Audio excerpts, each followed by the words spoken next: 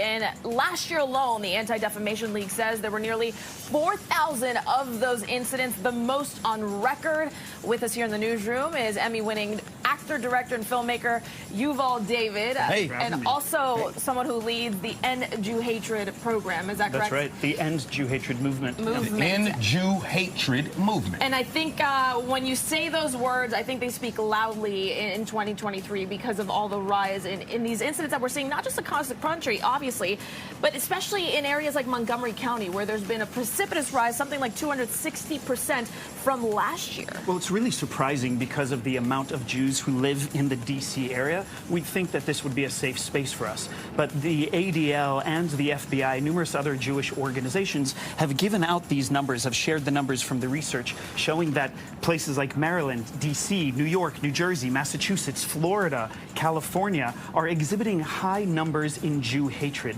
We're experiencing the highest numbers that we have since these records have been taken. And it's important to note that these are reported incidents.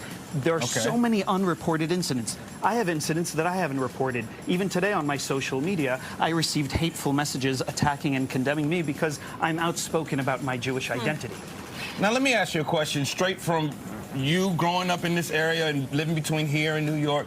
What do you think is going on? Your personal feeling of why this is rising so much? Why it's rising is because we are emboldening hatred. We're allowing hatred to shine. On social media, actually 90% of people under the age of 40 receive their news from social media. I'm sorry that they're not watching programs like this. They're following it on. They should, absolutely, because both of you are amazing in your own right. Thank you. So there's a huge problem with false information being shared. People are following people like what Kanye West was doing. The reason Kanye West was such a danger, because he had more followers than there are Jewish people in the world. Same things with people like Bella Hadid and Gigi Hadid. So when hateful messages are shared, people will believe them. Jewish people have 70% of Jewish Americans have encountered hatred because of their Jewish identity online and on social media. Then we also can talk about the vandalism, the threats, the bomb threats to Jewish institutions, things like attacks in the streets for people who wear things like this, a Magen David, a Jewish star around their neck. Last week alone, somebody walked by me with this same necklace that I was wearing, and these two young kids laughed, and they're like, a Jew, a Jew. Like, it's something that's happening every day, and we need to speak about it. To that point, you said that they were kids, probably teenagers, younger.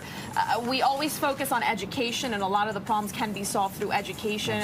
What is the mechanism to get these numbers to come down, more importantly, but also to end it? Correct. The End Jew Hatred movement, parallel with so many other Jewish organizations and the organizations of people who support Jewish people, is pursuing what civil rights and social justice movements are doing. Education is paramount. We're facing up punching and down punching, where Jewish people are being condemned. So we need to educate. We also need to call out hatred, call out the haters wherever they exist, whether it's in politics, whether it's online, whether it's in media, whether it's in entertainment. It has to stop. Yuval David with us tonight. We'll be right back. Thank you, man. Thank you. Appreciate that. Appreciate both of you.